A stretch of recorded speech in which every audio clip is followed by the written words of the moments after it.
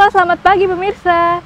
Berita Padang hadir kembali hari ini bersama saya Adini dan sejumlah informasi telah kami siapkan untuk Anda. Berikut selengkapnya.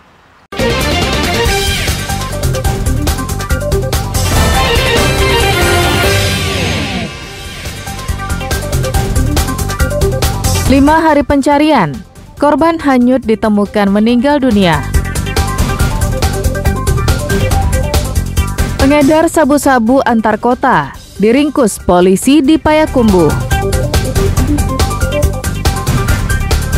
Niat tulus membantu warga, 2 polisi diganjar penghargaan Kapolres.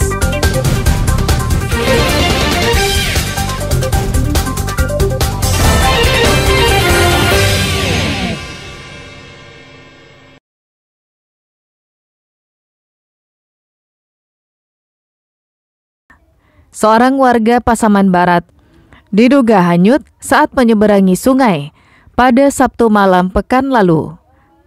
Pria berusia 31 tahun itu ditemukan tim SAR dalam kondisi meninggal dunia. Korban ditemukan berjarak 2 km dari lokasinya menyeberang. Tim SAR mencari korban dengan cara menyusuri aliran Sungai Batang Kundur dengan berjalan kaki. Karena sungai itu dangkal dan berarus cukup deras, sehingga tak bisa diarungi dengan perahu karet. Tim gabungan menemukan jasad Rudianto Gultom tersangkut di ranting kayu yang menghambat aliran sungai. Namun mengevakuasi jasad korban bukanlah perkara mudah, karena tak ada akses kendaraan di sepanjang aliran sungai. Tim SAR menggotongnya dengan berjalan kaki selama hampir 6 jam, agar bisa mencapai mobil ambulans. Dan beliau terbawa arus oleh air bah, dan kemudian tim gabungan melakukan pencarian sampai dengan hari ke-5. Korban berhasil ditemukan di sekitar Sungai Silangon dan kemudian dievakuasi pada jam 18.00. Jarak penemuan korban sampai dengan waktu evakuasi sekitar 7 jam.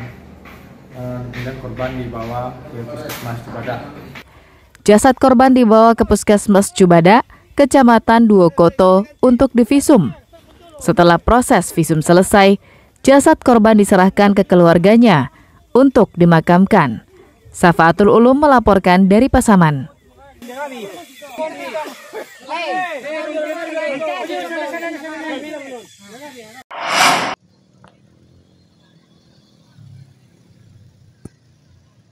Delapan pelajar asal 50 kota yang sedang berwisata di Kota Padang dilaporkan terseret arus saat mandi-mandi di Pantai Air Manis, Kecamatan Padang Selatan, Kota Padang pada hari Minggu.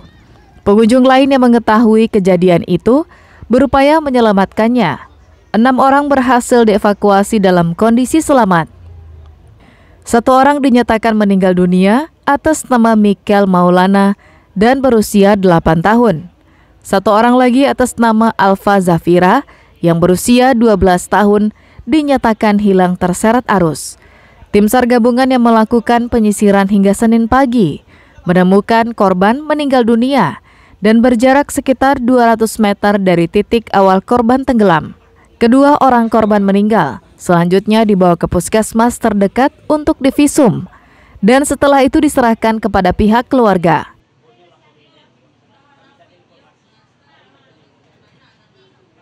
Orang berenang, kemudian 6 orang diselamatkan oleh tim surfing dan nelayan dan warga di sekitar.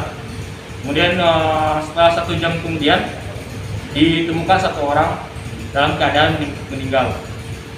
1 orang lagi ditemukan pada pukul 00.22 dini hari. Para korban adalah rombongan pelajar asal 50 kota yang berwisata di Kota Padang. Namun naas bagi mereka, 2 pelajar tewas tenggelam di Pantai Air Manis. Alfi melaporkan dari Padang.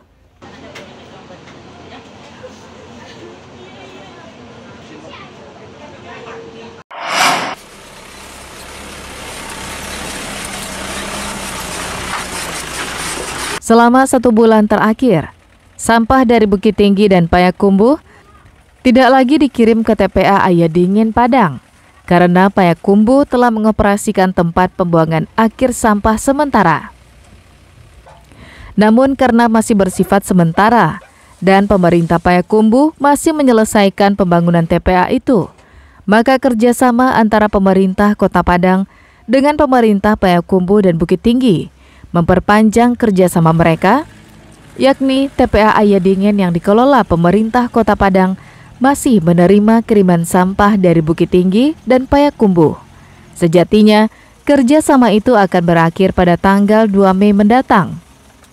Dalam perjanjian yang baru itu, volume sampah yang boleh dikirim ke tempat pembuangan akhir sampah Ayadingin berjumlah sebanyak 6.400 ton, atau rata-rata dalam sehari 23 truk hingga 25 truk. Perjanjian kerjasama itu akan berakhir dengan sendirinya jika salah satu dari 2 klausul terpenuhi. Dalam pelaksanaannya di 1 bulan terakhir itu tuh pengiriman ke Padang itu sudah habis, tidak ada pengiriman ke Padang karena di Payakumbuh sendiri, di TPA regional Payakumbuh itu di 1 bulan kemarin sudah mulai menerima sampah kembali. Nah, sehingga 1 bulan terakhir bisa dikatakan tidak ada sampah pengiriman dari Bukit Tinggi dan Payakumbuh ke Padang. Nah, informasi yang kami terima, TPA regional Payakumbuh kan masih bersifat sementara. Ada kemungkinan dalam minggu depan itu kembali ada pengiriman dari Bukit Tinggi dan Payakumbuh ke Padang. Pengiriman sampah dari Payakumbuh dan Bukit Tinggi yang berjarak lebih dari 100 km ke TPA Ayadingin terjadi akibat tanah longsor di tempat pembuangan sampah regional Payakumbuh pada Desember tahun lalu. Robiham melaporkan dari Padang.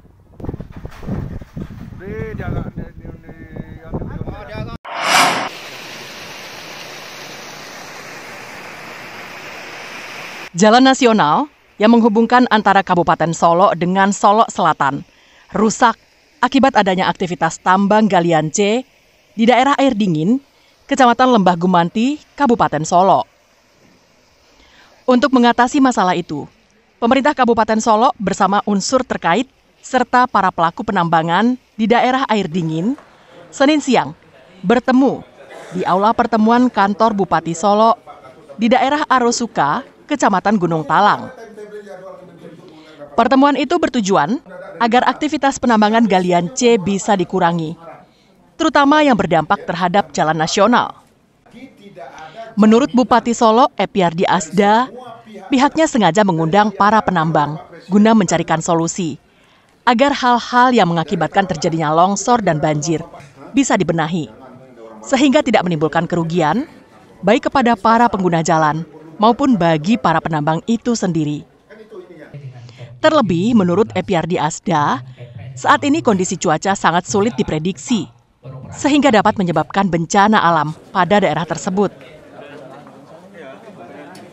Pemerintah pusat tidak akan membetulkan jalan, merapikan jalan tanpa ada kesepakatan dan keputusan dari pihak terkait bahwa tidak akan terulang lagi. Dan ini mendesak. Sekarang musim hujan kita nggak bisa prediksi. Biasanya musim hujan tuh ember, baru tampungin ember. Sekarang Januari, Maret, April, Februari, hujan terus sekarang ini semua. Jadi tidak bisa diprediksi. Makanya kita harus gerak cepat. Di lain pihak, menurut petugas Inspektur Tambang, terkait adanya permasalahan kerusakan lingkungan yang ditimbulkan karena adanya aktivitas penambangan itu, maka perlu dicarikan solusi yang terbaik.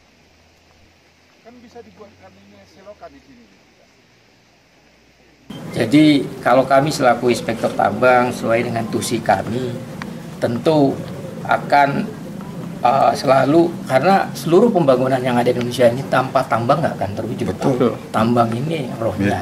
Ya. Jadi kita nggak bisa tutup tambang, apalagi tambang sudah berizin. Proses tambang ini suatu kegiatan usaha mahal, Pak, padat modal. Betul. Jadi saya setuju dengan pendapat Pak Bupati tadi, kita cari solusi yang terbaik. Tingginya curah hujan dalam beberapa waktu belakangan di daerah Solok sempat mengganggu arus lalu lintas yang menghubungkan Kabupaten Solok ke Solok Selatan dan sebaliknya di daerah Ayadingin. Beberapa titik di ruas jalan itu tertutupi material tanah yang menyebabkan arus lalu lintas menjadi terganggu. Garnadi melaporkan dari Solo.